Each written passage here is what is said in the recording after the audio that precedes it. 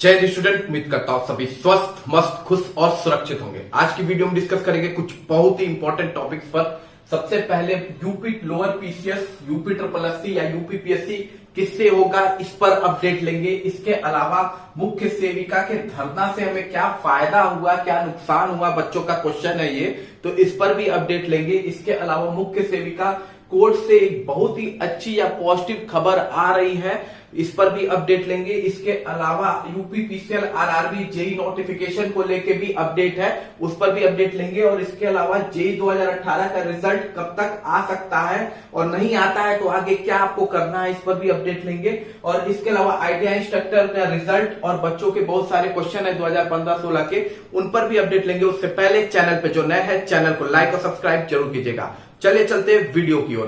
तो सबसे पहले बात कर लेते हैं लोअर पीसीएस को लेके काफी न्यूज चल रही है कि lower PCS UP triple SC से होगा या यूपी पीएससी से होगा। तो ये चर्चा अचानक से शुरू इसलिए हुई है क्योंकि स्टूडेंट के ग्रुप ने एप्लीकेशन लेटर लिखा है और उसमें उन्होंने चीफ मिनिस्टर से ये मांग की है कि जो लोअर पीसीएस का एग्जाम है वो आयोग से कंडक्ट कराया जाए, यानी यूपी पीएससी से कंडक्ट कराया जाए। चूंकि होता ये था कि 2018 से पहले तक ये एग्जामिनेशन यूपी पीएससी कंडक्ट कराता था और उस यूपी पीएससी कंडक्ट कराता था और ये एग्जाम या तो वो रेगुलर कंडक्ट करा लेता था या एक साल के गैप के बाद कंडक्ट करा लेता था। जैसे आरओ का वो कंडक्ट कराता है वैसे या तो एक साल के गैप में या तो रेगुलर बेसिस पे कंडक्ट करा लेता था। लेकिन उसके बाद क्या हुआ कि 2019 में ये भर्ती दे दी गई यूपी ट्रिपल एससी को।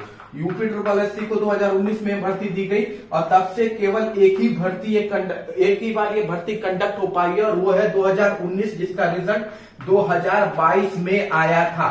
उसके बाद से ये भर्ती देखने को नहीं मिली। पहले ये भर्ती कहाँ लगातार आती थी और अब ये भर्ती कहाँ पिछले आपका 4 से 5 साल हो गए, अब तक आपको देखने को नहीं मिली है दोबारा 19 के बाद से।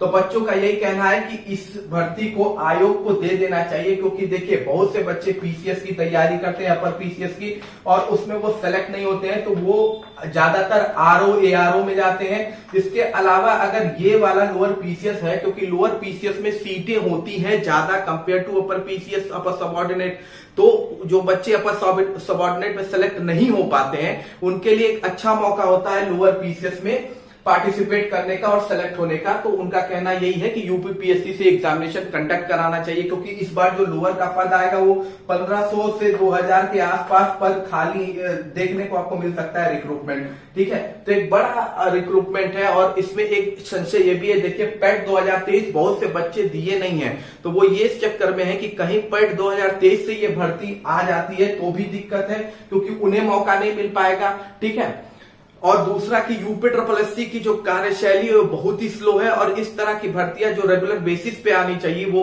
आ रही हैं इस 5-5, 6-6 साल के गैप पे, जिसकी वजह से बच्चे ओवर एज हो जा रहे हैं इस एग्जामिनेशन को लेके। तो ये अच्छा डिमांड है। अब देखिए, आप खुद कमेंट बॉक्स में बताइए कि ये भर्ती पीसीएस से यूपी पीएससी से होनी चाहिए या यूपी ट्रिपल एससी से ही कंडक्ट होनी चाहिए। कमेंट बॉक्स में जरूर बताइएगा। वीडियो अच्छा लग रहा हो तो लाइक जरूर कर दीजिएगा, लाइक बिल्कुल कर दीजिएगा वीडियो को। आगे हम बात कर लेते हैं मुख्य सेविका को लेकर। तो मुख्य सेविका के धरना प्रदर्शन से क्या फायदा हुआ, बहुत से बच्चों का क्वेश्चन है। क्योंकि देखिए जो गए बच्चे थे उनको आईसीडीएस ने वही जवाब दिया है जो 2 बच्चे जाते हैं तब भी देता है। तो देखिए 2-3 चीज समझिए, आप 2 लोग जाके जो कार्य करते हैं, ठीक है, और एक ग्रुप जाके देता है। मान लीजिए किसी मोहल्ले में कोई कार्य कराना है, 2 लोग मोहल्ले के गए, ठीक है, तो उनसे भी वो वही जवाब देगा और पूरा मोहल्ला वहां गया तो भी वही जवाब देगा। बस फर्क इतना होता है कि कार्यशैली तेजी से हो जाती है। 2 लोग जाते हैं तो हफ्ते भर कोई कार्य नहीं मोहल्ले में होता है, लेकिन पूरा मोहल्ला जाता है तो अगले दिन ही कार्य शुरू हो जाता है। तो वही एक चीज हुई है इसमें आपका धरना में भी। ठीक है, सबसे बड़ी बात, इसे कवर किया गया है, आज तक में भी ये आ चुका है, अलग अलग मीडिया में भी इसे कवरेज मिली है।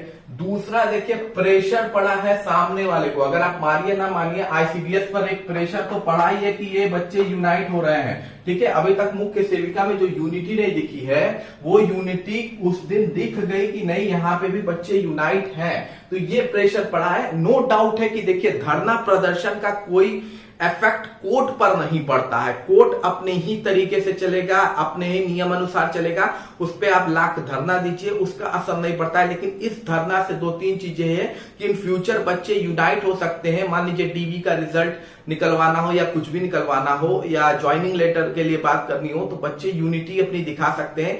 ये बात गवर्नमेंट तक तो पहुंच गई है, ठीक। ये बड़ी इंपॉर्टेंट चीज है, तो ये बहुत अच्छा फायदा है। तो जिन्होंने धरना किया है, करवाया है या लीड किया है, आप लोग उनका सपोर्ट कीजिए। कोई आपके लिए कुछ कर रहा है तो आप उसका सपोर्ट बिल्कुल कीजिए, ठीक है, चाहे किसी भी वे में कर रहा हो, तो आपको उनका सपोर्ट करना चाहिए। दूसरा सबसे बड़ी बात है कि मुख्य सेविका कोर्ट से जो केस है उसको लेकर बड़ी अपडेट ये आ रही है। देखिए, जो रेगुलर बेसिस पे केस चल रहा है ना, उसकी सुनवाई जो है उसमें अभी बहुत टाइम लग जाएगा। उसका रीजन ये है कि देखिए, आपका केस जो है ना वो कोर्ट नंबर 5 में है, ठीक। अब कोर्ट नंबर 5 में आपका जो जब भी हियरिंग लग रहा है तो कुछ ना कुछ हो ही जा रहा है। अब इस बार क्या दिक्कत हुई है कि कोर्ट नंबर 5 इस बार सुनवाई नहीं हुई, ठीक। इस बार खुला ही नहीं कोर्ट नंबर 5। अब उसका रीजन ये है कि जो इसमें बैठने वाले जज हैं उनकी तबीयत खराब चल रही है। जो जज है उनकी तबीयत खराब चल रही है और आने वाले समय पे ये छुट्टी पे भी जाने वाले हैं, ठीक है। तो ये छुट्टी पे भी चले जाएंगे आने वाले समय में। तो कोर्ट नंबर 5 का कोई खास सुनवाई देखने को नहीं मिलेगी जिस कोर्ट में आपका फिलहाल केस चल रहा है। दूसरा है कि फ्रेश केस ही किसी तरह सुन लिया जाए, क्योंकि अगर जज नहीं है मान लीजिए तो इसका मैक्सिमम फ्रेश केस ही सुना जाएगा। ज्यादातर एडिशनल केसेस सुनने के चांसेस कम है। तो अगर इस भरोसे रहेंगे तो ये भर्ती अभी और आगे चली जाएगी सुनवाई को लेके। तो ऐसे में बच्चों ने, टीचरों ने मिलकर अपना किया है और उन्होंने स्पेशल अपील दायर की है, ठीक है। स्पेशल अपील दायर की है जिसका अपडेट देखने को मिलने लगा है, लेकिन अभी डेट नहीं मिली है। स्पेशल अपील दायर की गई है बच्चों के द्वारा और ये दायर की गई है आपका 23 तारीख को, ठीक है। 23 तारीख को ये शायद दायर कर दी गई है 23 तारीख को, और इसका आपका अपडेट भी सामने आ गया है। अब देखिए, जो एग्जैक्ट डेट होती है ना, जो आप लोग सर्च करते हैं कि कौन सी आपको लिस्टिंग में डेट मिली है, वो अभी फिलहाल नहीं मिली है। अभी तो केस दायर किया गया है, दायर की आपकी रिपोर्ट आ गई है।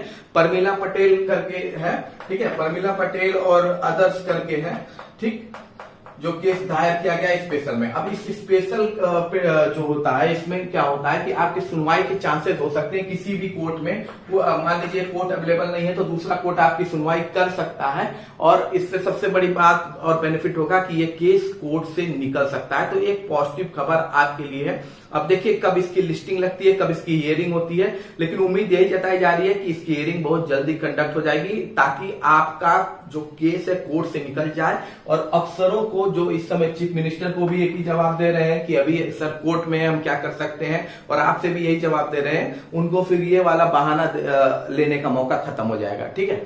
अब बाकी एक क्वेश्चन बच्चों का और भी रहा है कि कट ऑफ को लेके, तो आप परेशान मत होइए। कट ऑफ जो मुख्य सेविका की है वो 55 पे है, तो आप सेफ हैं। 50 भी है तब भी आप सेफ हैं, आप टेंशन मत लीजिए, कोई भी इसमें दिक्कत नहीं होने वाली है, निश्चिंत रहिए। बस अभी केस निकलने दीजिए, उसके बाद खुद ब खुद आपको सामने कट ऑफ दिख जाएगा। कट ऑफ ज्यादा भागने वाली नहीं है।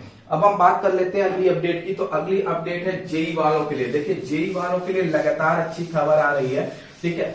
पहले सिविल वालों के लिए आई है और अब अच्छी खबर आ रही है यूपी पीसीएल की तरफ से। यूपी पीसीएल देखिए जल्दी आपकी भर्ती जारी करने वाला है, किसमें, असिस्टेंट इंजीनियर में और जूनियर इंजीनियर में, ठीक है। इसकी नोटिस आपको देखने को मिल गई होगी, ठीक है। इसमें आपका 2 पद ए में भी पद है और जे में भी पद है। ए में लगभग जो पद इन्होंने निकालना है वो 395 के आसपास, 395 के पास ए के पद आएंगे, और जो जे के पद आएंगे वो लगभग 580 के आसपास आएंगे, ठीक है। तो ये 2 पद यूपी पीसीएल की तरफ से आने वाला है। अब यूपी पीसीएल में कौन कौन सी ब्रांच आती है, तो देखिए इलेक्ट्रिकल के लिए सबसे ज्यादा भर्ती आती है इसमें, इलेक्ट्रिकल डिपार्टमेंट के लिए, ठीक। इलेक्ट्रिकल डिपार्टमेंट के लिए इसके अलावा सिविल की थोड़ी भर्ती होगी, सिविल की सीटें होंगी। देखिए, सिविल की सीटें बाकी भर्तियों में भले ज्यादा होती है, लेकिन यूपी पीसीएल में इलेक्ट्रिकल की सीट ज्यादा होती है, सिविल की होती है, और इलेक्ट्रॉनिक्स भी कुछ जगह मांगा जाता है, तो इलेक्ट्रॉनिक्स की भी हो सकती है, ठीक है।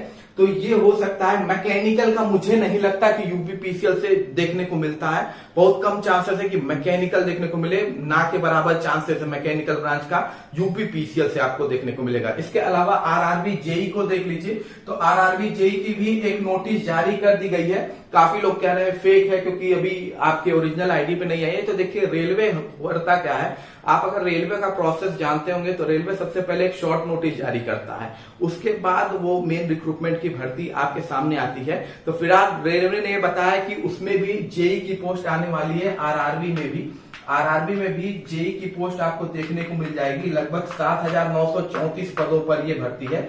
आरआरबी के रूल के हिसाब से जेई की भर्ती में डिप्लोमा के अलावा बीटेक वाले भी फॉर्म डाल सकते हैं और इसमें एज रिलैक्सेशन भी आपको है, ठीक है। शायद 35 साल की 36 साल तक आप हैं तो अगर आप फॉर्म भर सकते हैं, ठीक। पूरी नोटिस जल्दी आपको देखने को मिलेगी क्योंकि 30 से इसका बताया जा रहा है कि फॉर्म भरने की डेट है। 30 जुलाई से फॉर्म भरने की डेट शुरू कर दी जाएगी। तो आपको ये नोटिफिकेशन जल्दी इनके वेबसाइट पे दिखेगा। ये उनकी तरफ से शॉर्ट नोटिस है, ये कोई नोटिस लीक वीक नहीं हुआ है, ठीक है। रेलवे ऐसा करता है, रेलवे अपना हमेशा शॉर्ट नोटिस जारी करता है और वही वो शॉर्ट नोटिस है, ठीक है। इसके अलावा जेई 2018 के बच्चे देखिए, आप लोग को कहा तो गया था कि आपका रिजल्ट आ जाएगा जुलाई में, और अभी देखिए जुलाई के लास्ट वीक शुरू होने जा रही है। तो हम इंतजार कर लेते हैं, ठीक है। जो जेई 2018 के बच्चे हैं वो इंतजार कर लें, ठीक है, 30-31 तक। क्योंकि होता है क्या है ना, यूपी SSC कभी कभी एकदम महीने की लास्ट डेट पर आपका रिजल्ट घोषित करता है, सेकंड लास्ट डेट या लास्ट डेट पे। तो तब तक आप इंतजार कर लीजिए जेई 2018 वाले। अगर उसके बाद नहीं होता है तो फिर उसके बाद एक बार फिर आयोग चला जाएगा और आयोग चलना होगा आप लोग को यूनाइट हो गए, ठीक है। यूनिटी फिर दिखानी पड़ेगी एक बार, क्योंकि यूनिटी जब तक रहेगी तभी आप अपना प्रोसेस कंप्लीट करा सकते हैं। उम्मीद यही है कि आपको हो सकता है मंथ के लास्ट जो 2 डेट है, ठीक है, 30 के आसपास आपको रिजल्ट देखने को मिल जाए। लेकिन नहीं मिलता है तो उसके बाद एक डेट फिक्स कीजिए ग्रुप में और फिर एक बार यूनिटी करके वहां पहुंचे, क्योंकि आपको हर बार यही कह दिया जा रहा है कि आप ही के रिजल्ट पे काम हो रहा है और बाद में होता क्या कि रिजल्ट ही नहीं डिक्लेयर हो रहा होता है, ठीक है। तो थोड़ा सा और इंतजार कर लीजिए। उम्मीद यही है कि आपको देखने को मिल जाएगा 29-31 के 20 तक आपका रिजल्ट, और अगर नहीं देखने को मिलता है तो फिर थोड़ी यूनिटी हम दिखाएंगे फिर से एक बार, ठीक है। आईटीआई इंस्ट्रक्टर की बात कर लेते हैं। आईटीआई इंस्ट्रक्टर के रिजल्ट को लेकर भी एक पॉजिटिव खबर है कि लास्ट वीक ऑफ जुलाई में आपको रिजल्ट देखने को मिल जाएगा। लास्ट वीक ऑफ जुलाई में रिजल्ट देखने को मिल जाएगा और इसमें मैं आपको बता दूं उसके बाद इसकी डीबी भी मुझे जहां तक उम्मीद है अगस्त में कंडक्ट हो जानी चाहिए, ठीक है। आईटीआई इंस्ट्रक्टर की डीबी अगस्त में कंडक्ट होनी चाहिए। और आईटीआई 2015-16 के जो बच्चे ना उनका क्वेश्चन है, मैं देखिए एक बड़ी चीज इंपॉर्टेंट बता रहा हूं, आप लोग या तो वीडियो ठीक से देखते नहीं हो और बाद में या भगा के देखते हो, इसकी वजह से आपको पता ही नहीं चलता कि वीडियो में बताया क्या गया और तुम कमेंट बॉक्स में वही क्वेश्चन पूछते हो। 15-16 के बच्चे क्वेश्चन पूछ रहे हैं कि इसका इंटरव्यू कब स्टार्ट होगा, तो भाई साहब इसका इंटरव्यू चल रहा है, ठीक है। और ये बात मैंने कितनी बार बता दी है, तुम इसीलिए मैंने कहा कि वीडियो प्रॉपर देखा करो, ठीक है। तो ये 2015-16 की जो आईटीआई इंस्ट्रक्टर की भर्तियां हैं उनके इंटरव्यू चल रहे हैं और इस तरीके से चल रहे हैं। पहले जो एक पोस्ट की जो भर्तियां थी, एक पोस्ट की जिस ट्रेड में भर्तियां थी उनका इंटरव्यू कंडक्ट कराया गया। अब 2 पोस्ट वाली भर्तियों का इंटरव्यू कंडक्ट कराया जा रहा है और इसके बाद 3 पोस्ट वाली भर्तियों का इंटरव्यू कंडक्ट कराया जाएगा।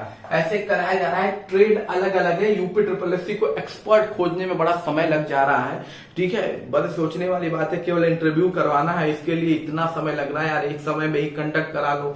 तो अलग अलग समय में अलग अलग टाइम पे एक नोटिस निकाल रहे हैं, नोटिस के बाद 4 बच्चों का नाम निकाल रहे हैं। एक बात और 2015-16 वाले याद रखना कि जो भी आपकी नोटिस आ रही है ना इंटरव्यू की, उसको प्रॉपर पढ़ा कीजिए, क्योंकि उसमें क्या होता है कि कुछ का रोल नंबर होता है, कुछ लोग फॉर्म भरे होते हैं लेकिन उनका रोल नंबर नहीं आता है। तो उसके लिए वहां पे नीचे एक ऑप्शन दिया होता है कि फिक्स डेट पर आपको लखनऊ पहुंचना है, अपने सारे डॉक्यूमेंट्स वहां जमा करने हैं और आपका इंटरव्यू लिस्ट में नाम आ जाएगा, ठीक है। ये बच्चे पूरा नोटिस पढ़ते नहीं है, आधा तो बच्चे यूट्यूब से नोटिस देखते हैं, नोटिस खुद पढ़ते नहीं है, जिसका नतीजा होता है कि बच्चों का छूट जाता है। तो ये याद रखना 2015-16 वाले कि आपके इंटरव्यू में एक पॉइंट होता है जहां पे अगर आपका रोल नंबर नहीं है और आपने फॉर्म भरा है तो आपको एक अपॉर्चुनिटी यूपी SSC दे रहा है, ये माइंड में बैठा के रखिएगा।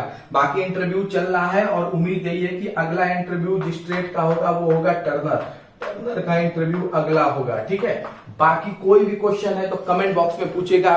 वीडियो को लाइक और सब्सक्राइब जरूर कीजिएगा। मिलते हैं अगली वीडियो में। जय हिंद, जय भारत।